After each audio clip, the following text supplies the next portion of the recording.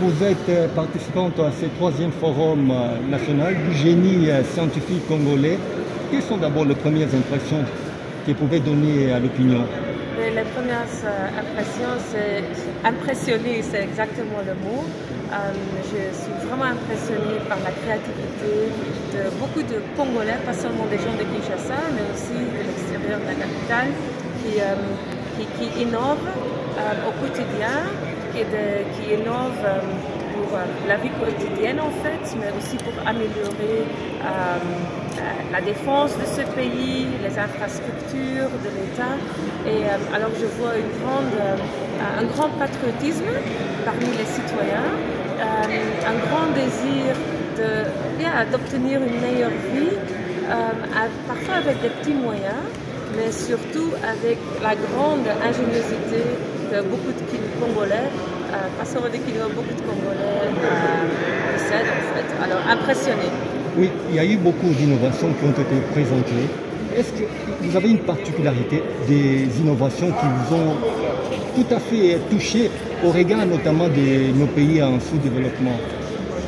Oui, alors je suis anthropologue. Ça veut dire que j'ai un penchant vers la culture. Ce que j'ai remarqué, c'est qu'il y a un grand volet d'innovation dans le domaine du numérique. On essaye d'innover, d'améliorer les infrastructures de santé, de la police, de la sécurité à travers le numérique. Mais à part ça, il y a aussi beaucoup de créativité concernant l'électricité. Mais là, je ne comprends pas toujours comment ça fonctionne. Je suis une anthropologue, pas un ingénieur. En tant qu'anthropologue, ce qui m'a frappé, c'était quand même une forte présence des gens qui ont voulu promouvoir l'écriture mandambé, qui est une écriture particulière du Congo central.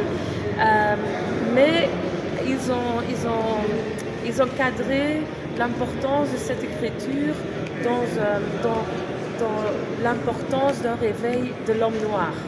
Alors quand on parle de sous-développement, on ne doit pas toujours penser à l'argent, un développement économique, mais alors ce que ces gens-là en fait nous rappellent, c'est que le développement doit aussi se manifester au niveau culturel, au niveau de la pensée, au niveau de l'écriture.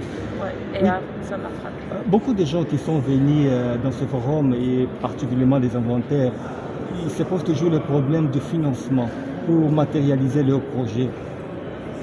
Est-ce que vous avez un mot à dire à ce sujet-là? Oui, alors comme les organisateurs ici savent, je suis ici à Kinshasa pour suivre exactement le forum. C'est une troisième édition. Dans les semaines avant que le forum commence, j'ai interviewé beaucoup de participants de la première et de la deuxième édition. Et malheureusement, j'ai entendu beaucoup de frustration, beaucoup de regrets, malgré le patriotisme que tous continuent à manifester. Mais il y a apparemment dans les éditions l'année dernière et avant, il y a eu certaines promesses qui n'ont pas encore pu être honorées. Je sais que le financement en général, ici au Congo, c'est un grand problème, c'est une casse-tête, et que les leaders, ils peuvent avoir de bonnes intentions, mais parfois il y a des inattendus, des imprévus qui bloquent ou qui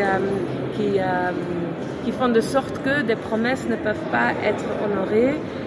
Et alors, je m'imagine que les organisateurs savent, sont au courant. Alors les solutions, je pense que le gouvernement doit bien comprendre l'importance de la connaissance locale et de cette énergie créative et créatrice qui est là au Congo, et que ça devrait être une priorité parce qu'ainsi vous arrivez à une certaine souveraineté. Une souveraineté technologique, une souveraineté idéologique, une souveraineté intellectuelle. Et alors, c'est ça, selon moi, qui devrait être la base du développement d'un pays souverain.